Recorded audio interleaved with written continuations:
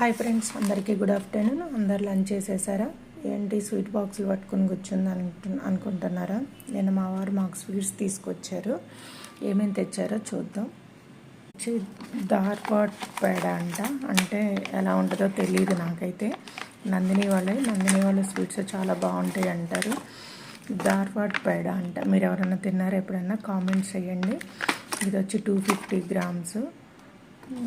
ఎంత పడుతుంది ఇది వచ్చి 125 రూపీస్ పడుతుంది.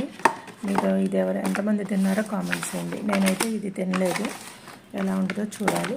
నెక్స్ట్ వచ్చి మైసూర్ పాకు. ఇది కూడా 250 గ్రామ్స్. ఇది కూడా చాలా బాగుంది.